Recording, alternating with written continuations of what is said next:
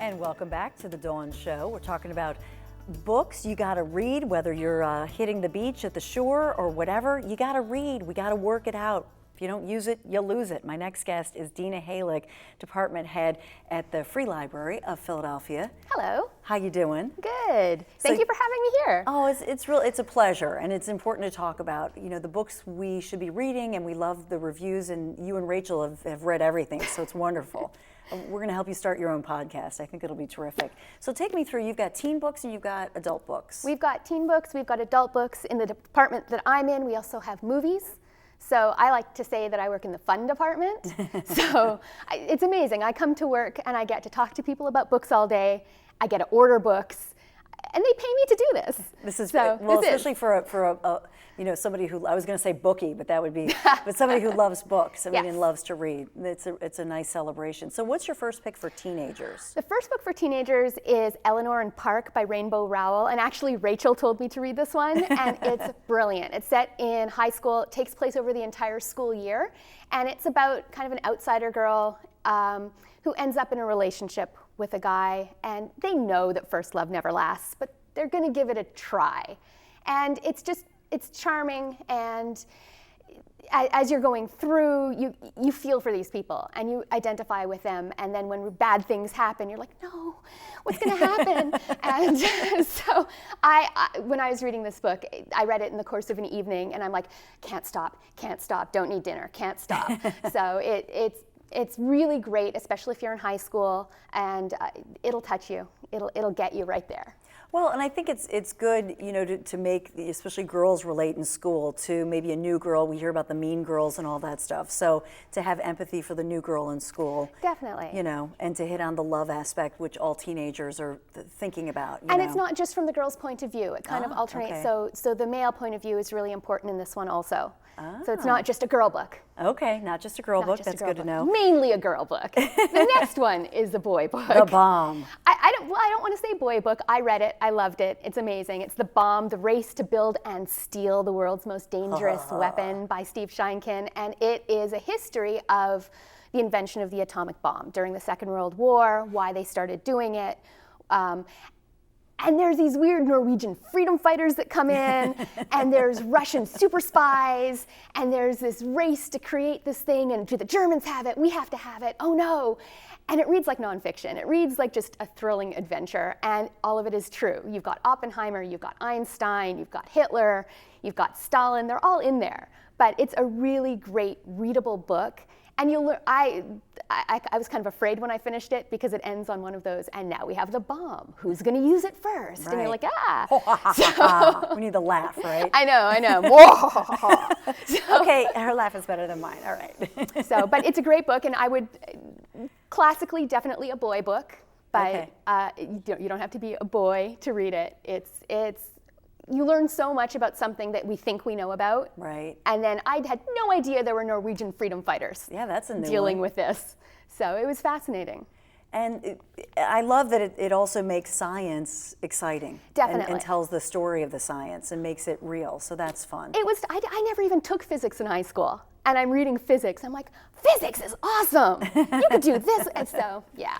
Love the enthusiasm. What's the final one here? The final one is Brandon Sanderson's Arithmetist. Yes. And you might know Brandon Sanderson because he writes adult fantasy books, the Mistborn series. He's also picked up now that Robert Jordan died, and he picked up and continued on his series. This is his first young adult book, and it's really great. I was reading it, and the thing that popped into my head is, what if Harry Potter went to Hogwarts, but he wasn't magical, but he really wanted to be?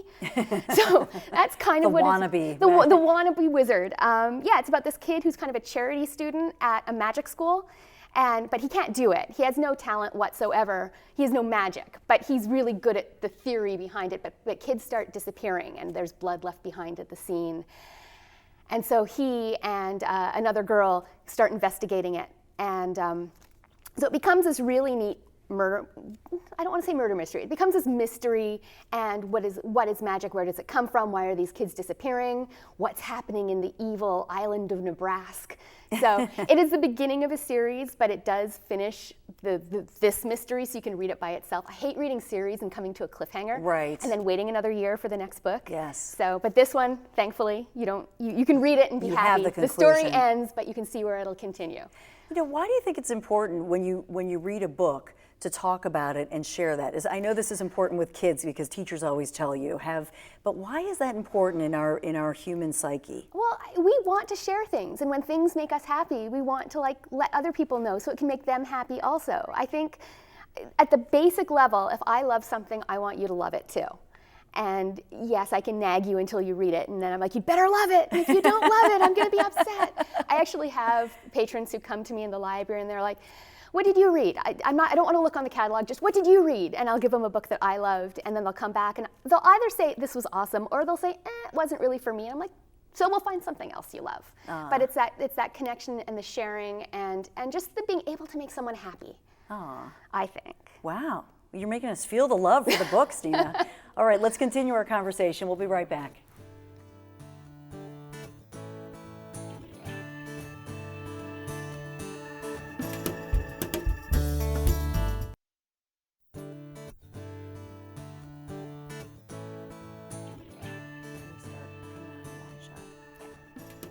So we are back with Dina Halick, and we're talking about the books for grown-ups, the books that you should be reading this summer. They're awesome books, according to Dina, the most enthusiastic woman about grown-up books. I love Rachel.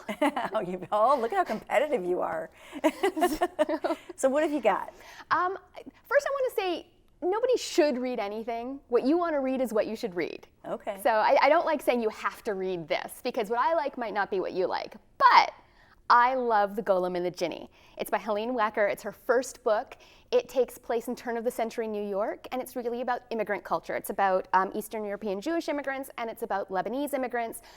But the main characters are a golem, which is kind of like a clay creature created by a kind of a mystical Jewish rite, and a jinni, a jinn, that has been trapped in a lamp for hundreds and hundreds of years, and they both end up in New York through various means and get kind of released upon the city. And it's them kind of figuring out their place in the world, and it's them kind of figuring out their place with each other, and it's really kind of emblematic of how an immigrant society works. And it's beautiful. I mean, the writing is gorgeous. Finding out it was a first book was a complete shock to me. I gave it to my mom, I gave it to my dad. I made them read it. My sister hasn't read it yet, but I'm going to make her read it. But it's gorgeous. It's just gorgeous, and there's so much history in it, and there's so much romance, and there's so much mystery, and it's just beautiful.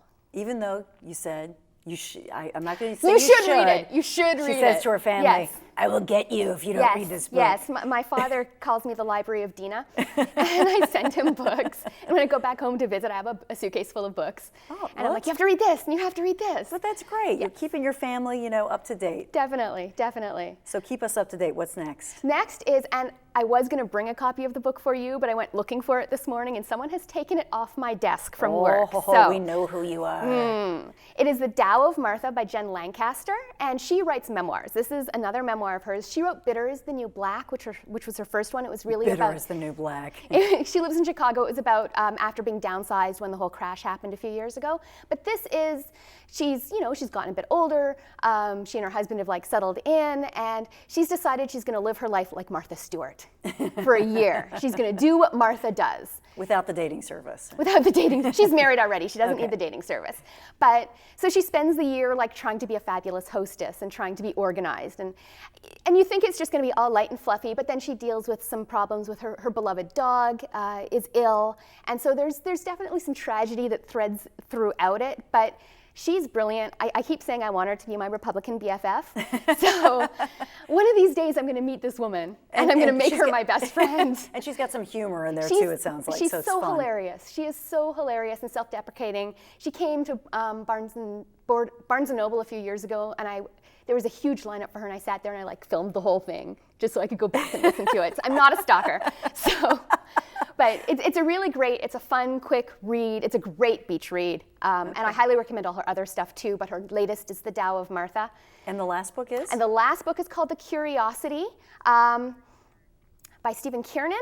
And I just read it like 2 days ago, and it's fascinating. It's a scientific expedition is in the far north, and they find a man who's been frozen in the ice for 100 years, and they bring him back to life. Ooh. And so it becomes ethics, is this something that we should do? It becomes like the tabloid culture. Is he a person or is he a scientific subject? And there's a love story in there, and it's really fascinating. And it made me think. Okay. And sometimes in the summer, that's not what you want. Right. But it was really great. Well, I thank you so much for coming on. You and Rachel were amazing. These book reviews were wonderful, and we all need it. So I would encourage everybody, come to the Free Library of Philadelphia. And if you come to the library and you come up to a librarian and say, I really like this, what should I read next? We'll tell you. And if it doesn't work, it's a library book, it's free. We'll try something else. It's not a big deal. Well, that's the best part. Books are expensive nowadays. Yes. So, and even the e-books and the yes. Kindle and everything, you have haven't all paid that. for a book in years. The library is awesome. So it's a deal. It's a It good is. thing. It is. Well, Dina, I can't thank you enough. I love all your picks, so I'll start reading them immediately, and my kids are going to love them too. So Great. thank you so much. Thank you. So there we have it. We have no excuse. Got to get reading. School's going to start in a little bit. Have a good one. See you tomorrow right here, 11 a.m. for The Dawn Show.